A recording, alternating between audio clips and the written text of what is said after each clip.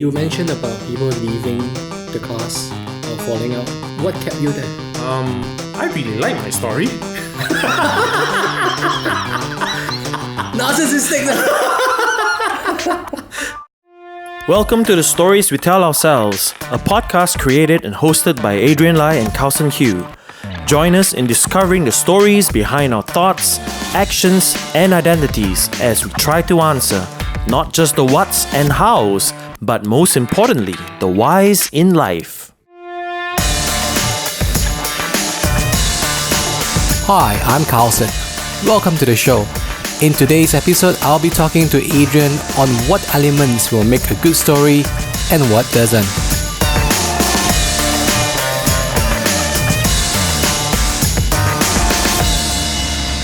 We're going to be talking about the origins of our storytelling lives. Perhaps maybe I'll just start off with asking you a question.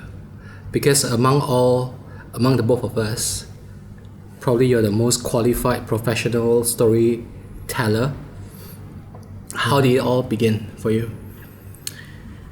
I actually went to film school, and I went there in December of 2003.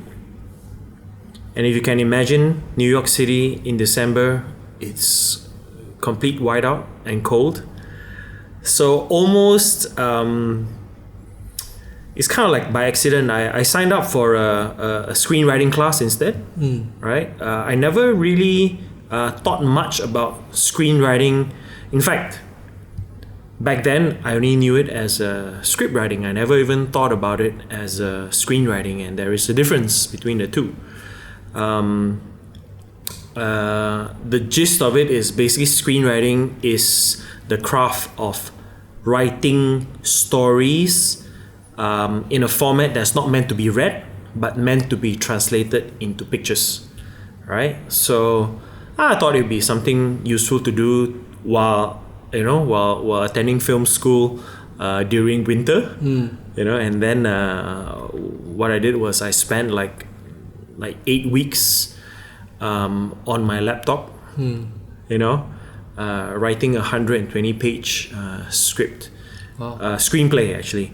So it was actually a 8-week process where we spent 4 weeks preparing to write, and then we spent 4 weeks writing the 120 pages. So it was like super intense. Like I don't think I slept for 8 weeks. What was your first screenplay that you wrote?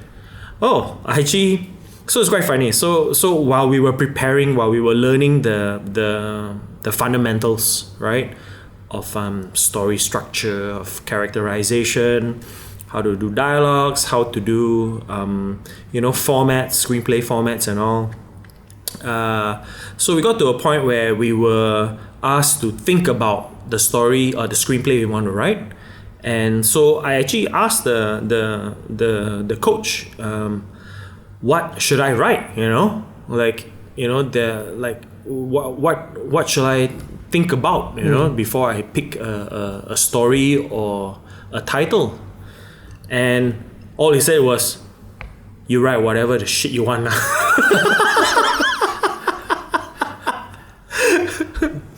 So my thought process, right, was that I was quite certain that whatever I write was not going to be made into a movie. Because that was one of the main criteria for me to choose that particular screenplay.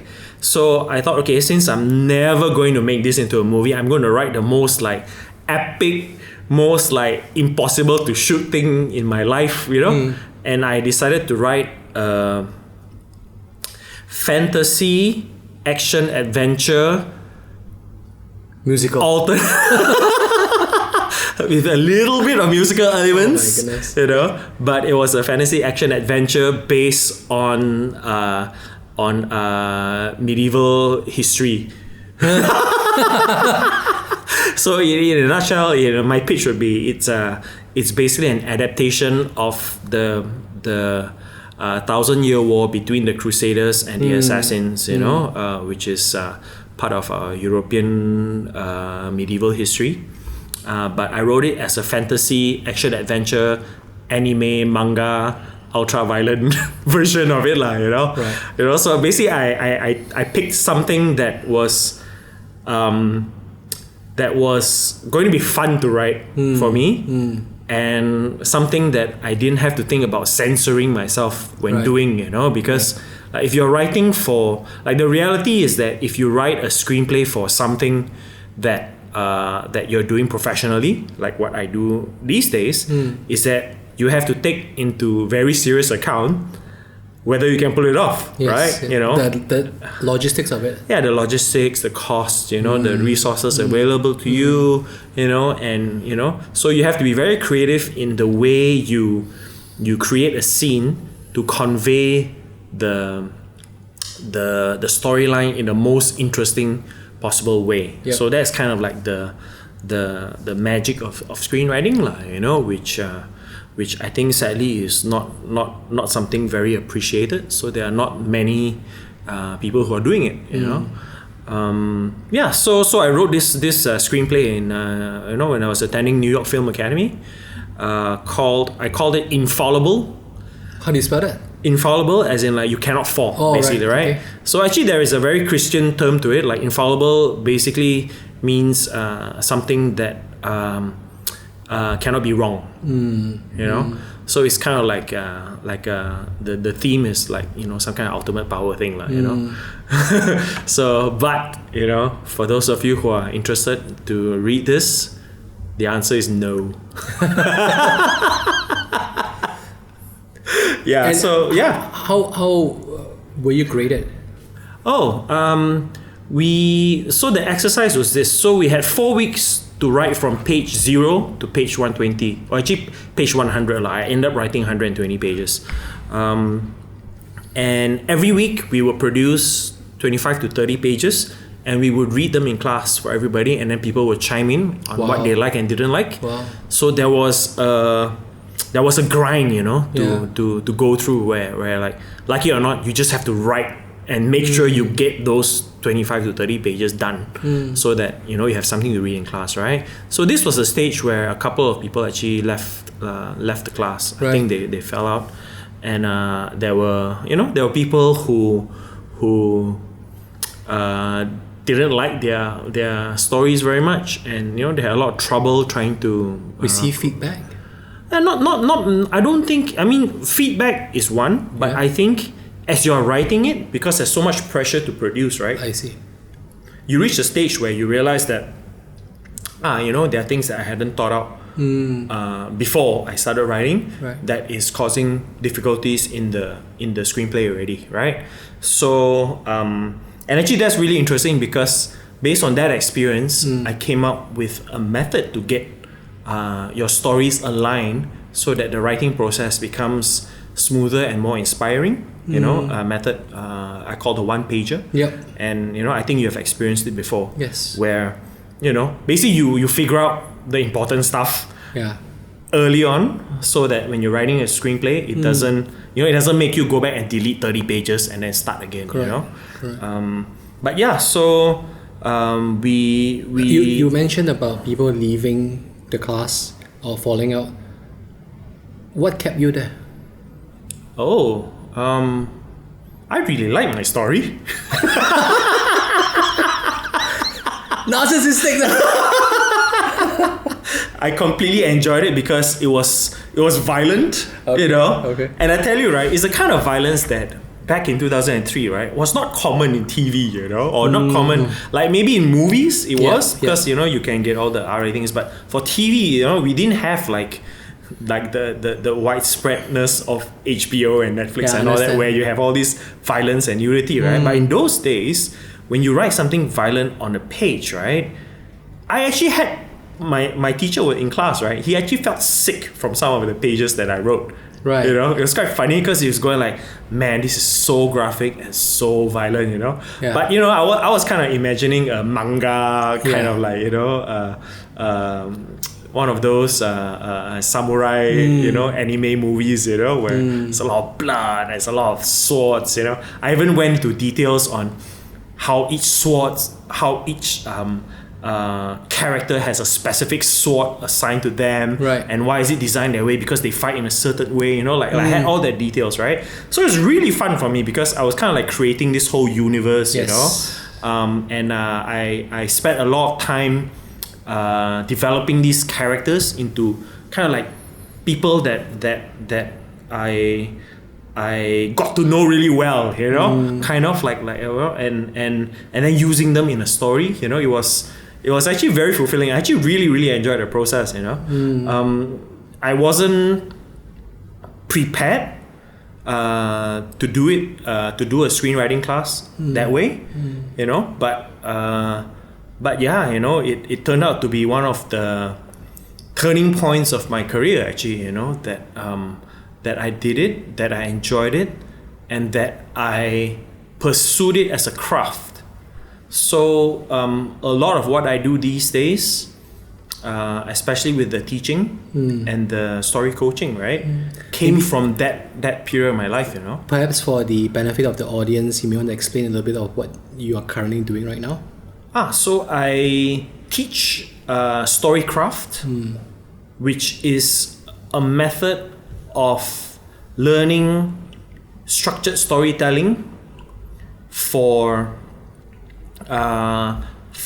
publishing. That means for people who want to polish their stories, their content, their film scripts,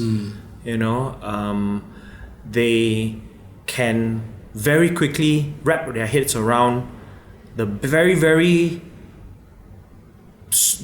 basic fundamentals of storytelling and apply it, sooner than let's say if someone like me, what I had to go through to figure out how stories really work and how it works in today, where you're fighting with attention spans, you're fighting with the short form content, you're fighting with all that noise, and all the amount of content that people are overwhelmed with, right?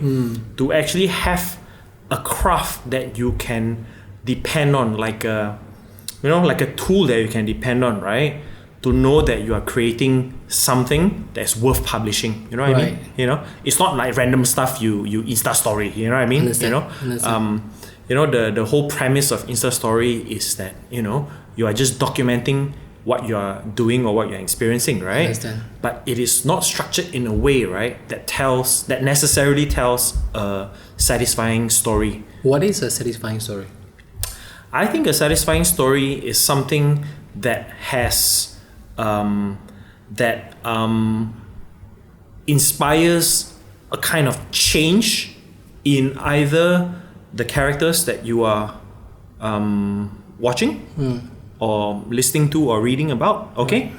And in that process inspires or initiates a kind of change in the person experiencing that story. That means the audience as well, right? So I think a lot of content these days is really about distraction. That means, I'm here living a boring, dreary life in my office, and then I spend like 2 minutes to check Instagram and my favorite bodybuilding guru uploads like a few seconds of his or her time flexing muscles and showing skin and all that. I get distracted for a couple of minutes and I go back to work, right? To a certain extent, it is a kind of story consumption. That means like you get people's attention for a while, and then because of that they forget their own existence for a couple of minutes, and then they return to their existence, right? I think that kind of so-called storytelling, inverted commas, right, to me is not a satisfying kind of storytelling. It's not something that helps the audience or even the character grow, to a certain extent, So I think what I've always wanted to do with Storycraft, which is the what I call my method of teaching, right, and how to generate satisfying, meaningful stories from it, right, is that I always found that it has to be powered by the why. You know, there is a very strong element of purpose and why and growth, you know, in that storyline, right? I mean, it can grow positively, it can also grow negatively, right? I mean, life is such, right?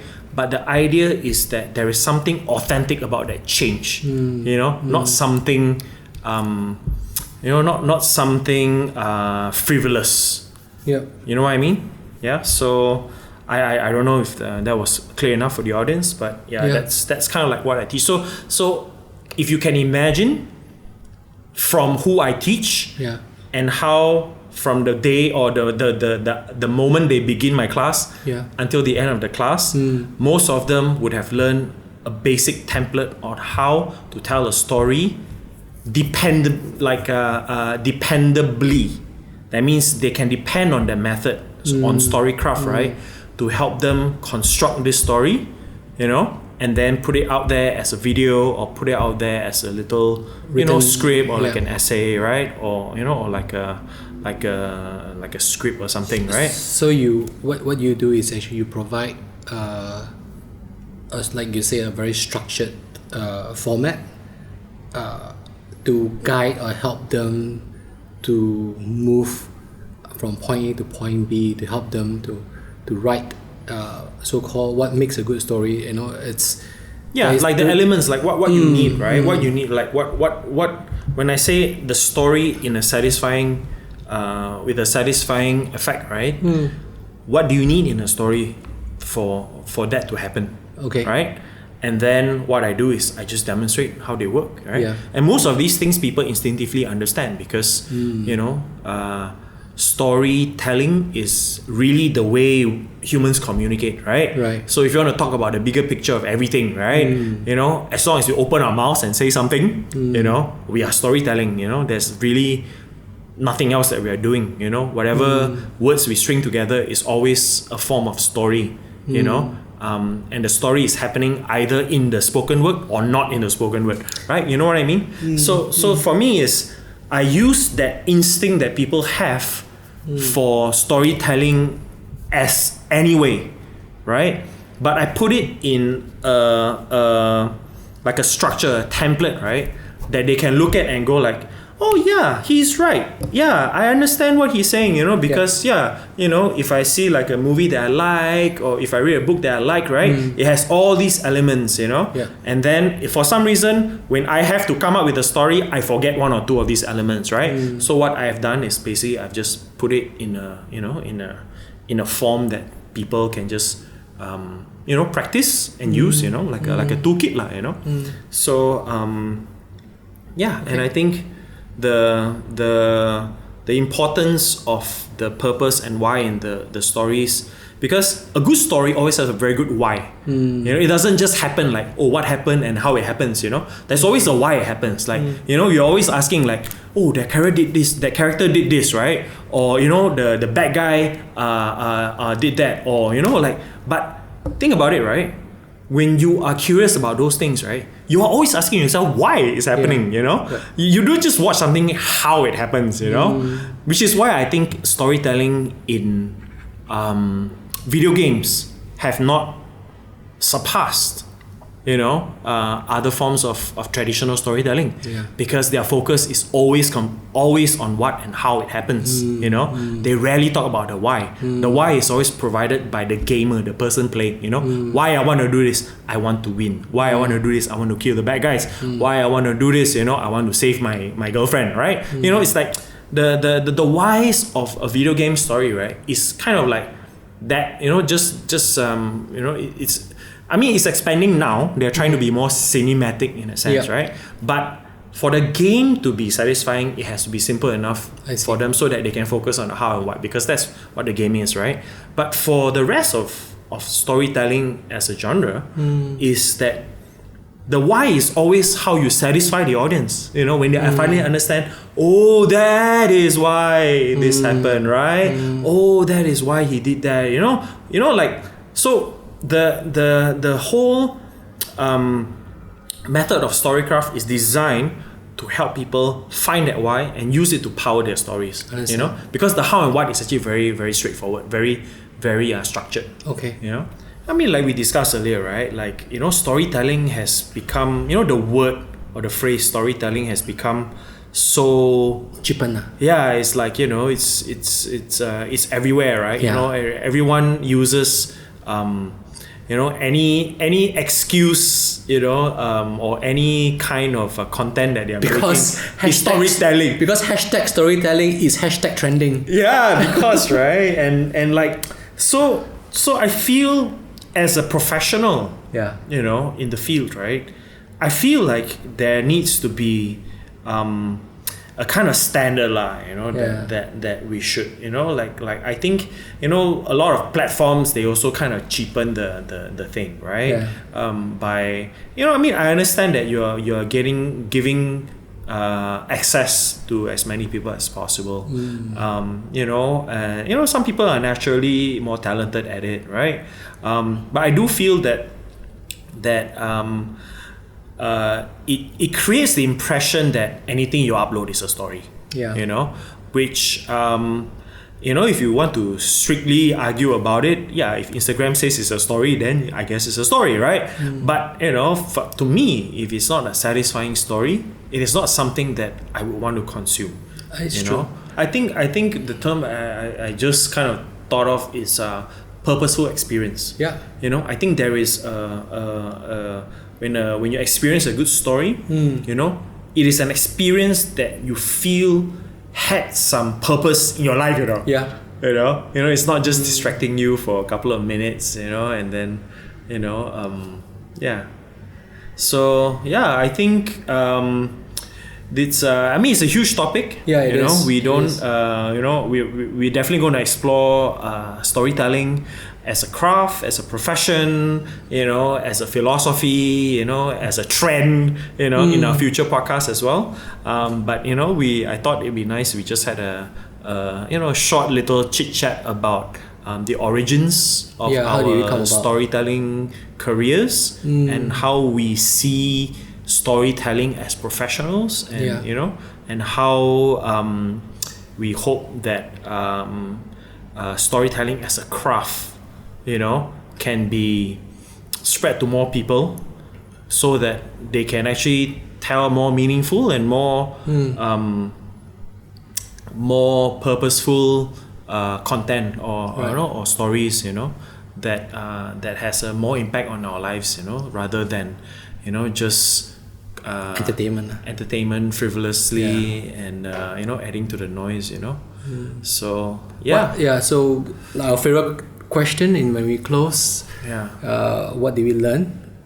So Adrian, what do you learn? I actually learned something really interesting, because I never asked you about your coaching process before, and while I was not surprised that there was a storytelling element to it, but I was actually very, very excited to know that personal coaching uses you know, story in such a powerful way, because a lot of the reason why I actually started teaching also was I got to a point where I felt that, you know, I was just making films and writing stories that were frivolous entertainment. You know, I felt that, you know, there had to be something more than just distracting people for 2 minutes or 200 minutes, you know. And that finding that form or that craft that could make storytelling something more powerful at a social or at a spiritual level, or, you know, social or like a emotional level for people, right, was something that I have always wanted to do, at least for the past few years, you know, which is why I started teaching, you know. So yeah, I'm actually very validated to hear that, you know, there are, you know, what's the word? There are skills sets out there like coaching. I'm sure teaching and all that have use for storytelling. And that perhaps there are forms of storytelling that I've yet to learn, which I'm very interested to know. Like it's just not only a skill that needs to be learned by not only by filmmakers, as we explore today, it's also being used in coaching, whatever not. But I think there's so much more that can be used in different areas. I'm stoked, man, at the possible applications. And I think it's just that we take it for granted because it's something that we grew up around, storytelling. Everyone is telling you story. Your grandmother telling you story. Your parents telling you story, right? Then your friends in school tell you stories, right? So we take it for granted. There is something, but it's something we have an instinct for. But I think it has not been formalized or at least most people did not go through a formal kind of education on how to use it effectively. And specifically in the day, in this digital age, right? Just being able to make your point and deliver that story, cutting through the huge noise which the internet is, right? It's it's a different ball game, So I hope that, or we hope that in the coming episodes, first of all, I think the reason why we are doing this, hopefully, that the listeners, or you as a listener, find value in terms of really challenging your own whys, really digging deep. Hopefully some of the things that we talk about will resonate with you and will kind of like help you to dig deeper on certain actions that you do or certain behavior. That's kind of like the purpose of this podcast, as well as also not for you to get sick of just the both of us talking. We also will be having guests with us, where we will also kind of like ask them explore their stories, their whys, right? And like entrepreneurs, or could be anybody, right? We find interesting, and we are curious to find out why this person is doing what they do, and why they do it, and hopefully their stories will be able to inspire you. So that's it for today's episode. You can find us. Thank you for subscribing to us if you have subscribed. Thanks for listening. I hope we have created value for you, to you as well. And you can find us on all the major podcast delivery channels, iTunes, Stitcher. We're also on YouTube. We're on SoundCloud. No cloud. Alright. So thanks for listening, and we'll see you in the next one. Bye.